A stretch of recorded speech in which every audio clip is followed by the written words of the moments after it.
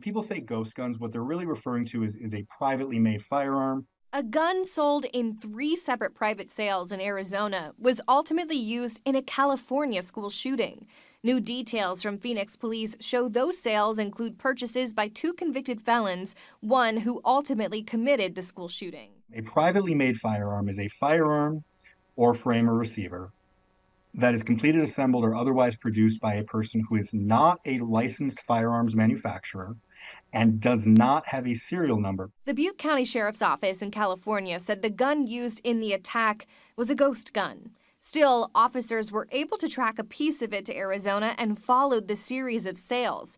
First, it was sold by the widow of the original owner to Stephen Lyons. Lyons then sold it to this man, 45-year-old Jesse Kitagawa, a convicted felon. He had reason to believe that Mr. Kitagawa was a resident of the state. So we go to the second part of the test, which is, did Mr. Lyons have reason to believe, or should he have known that Mr. Kitagawa was a prohibited possessor? From the evidence I reviewed, there's really no evidence of that.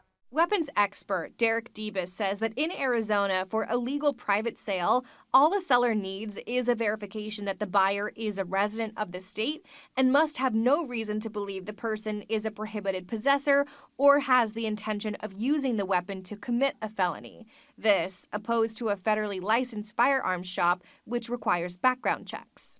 There's no equivalent system for private parties to run a background check or determine somebody's, character. Days later, Kitagawa sold the gun for $300 to Glenn Litton, another convicted felon who then carried out the tragedy at Feather River Adventist School. Phoenix police arrested Kitagawa for being a felon in possession of a firearm.